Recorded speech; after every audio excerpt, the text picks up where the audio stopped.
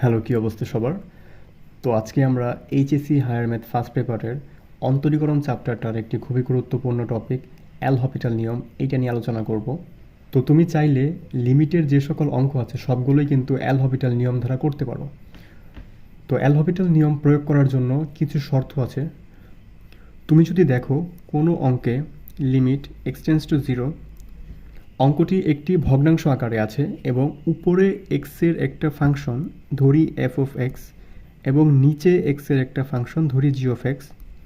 অঙ্কটি এই আকারে আছে এবং তুমি এক্সের যে ভ্যালু ওইটা লবে এবং হরে বসানোর পরে যদি দেখতে পাও এখানে 0/0 এই ফর্ম্যাট আসছে, তাহলে তুমি এইখানে এল হপিটাল নিয়ম অ্যাপ্লাই করতে পারো। তো এল হপিটাল নিয়ম অ্যাপ্লাই করার জন্য আমাদের পরবর্তী ধাপ হচ্ছে তুমি উপরের যে ফাংশন এফ অফ এক্স এটাকে এক্সের সাপেক্ষে একবার অন্তরীকরণ করবা। ধরি এর অন্তরজ হলো এফ প্রাইম অফ এক্স এবং নিচের যে ফাংশন এটাকে তুমি এক্সের সাপেক্ষে একবার অন্তরীকরণ করবা। ধরি এর অন্তরজ হলো জি অফ এক্স। তো তুমি প্রথমবার অন্তরীকরণ করার পরে তুমি এক্সের যে ভ্যালু এইটা আবার লব এবং হরে বসায় দিবা। তুমি যদি দেখো এইবারও আগের মতো 0/0 এই ফর্ম্যাট আসছে, তাহলে তুমি এই যে এক্সের ফাংশন এবং জি এর ফাংশন এইটাকে পুনরায় এক্সের সাপেক্ষে আরেকবার অন্তরীকরণ করবা। তো তুমি যদি দেখো আবার অন্তরীকরণ করার ফলে এখানে আর 0/0 এই ফর্ম্যাটটি আসছে না, তাহলে অঙ্কটি ওইখানেই সমাপ্ত। তো ওইখানে তুমি এক্সের ভ্যালু বসায় দিয়ে অঙ্কের মান নির্ণয় করতে পারবা। উদাহরণস্বরূপ আমরা একটা অঙ্ক নিচ্ছি limit x tends to 0 1 - cos x divided by x square. তো এখানে আমাদের প্রথমত দেখতে হবে অঙ্কটি ভগ্নাংশ আকারে আছে কিনা এবং 0/0 এই ফর্ম্যাটে আছে কিনা।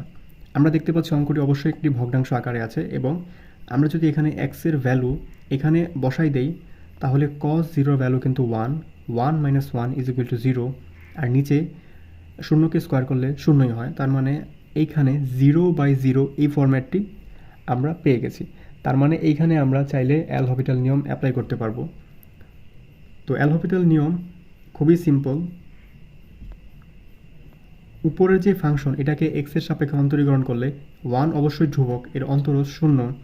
কসকে একবার অন্তরীকরণ করলে হয় মাইনাস সাইন, এখানে আগে থেকেই একটি মাইনাস আছে, তার মানে এখানে হবে প্লাস সাইন।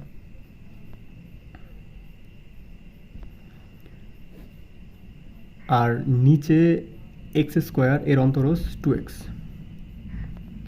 তো যেমনটা আমি বলেছিলাম প্রথমবার অন্তরীকরণ করার পরে তুমি একবার এই এক্সের ভ্যালু এখানে বসাই দিবা এবং এখানে বসাই দিবা। তুমি যদি দেখো আবার 0/0 এই ফর্ম্যাটটি আসছে, তাহলে এটাকে আবার অন্তরীকরণ করতে হবে।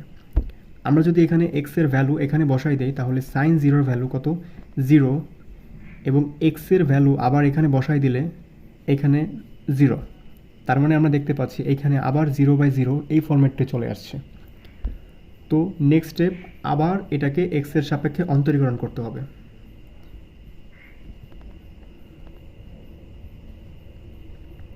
তো সাইনকে অন্তরীকরণ করলে হয় কস এবং 2xকে অন্তরীকরণ করলে হয় 2। তো এখন পুনরায় আমরা এক্সের ভ্যালু লবে এবং হরে উভয় জায়গায় বসাবো। তো এক্সের ভ্যালু যদি আমরা লবে বসাই cos 0-র ভ্যালু কিন্তু 1 এবং নিচে তো এক্স নাই, তো এখানে আসলে 2ই হবে। তো এখানে কিন্তু আমাদের 0/0 ফর্ম্যাট আসছে না, তার মানে অঙ্কটা এখানেই শেষ। এখন আমরা চাইলে এক্সের ভ্যালু বসাই দিয়ে এখানে মান নির্ণয় করতে পারবো এবং মানটি হলো হাফ।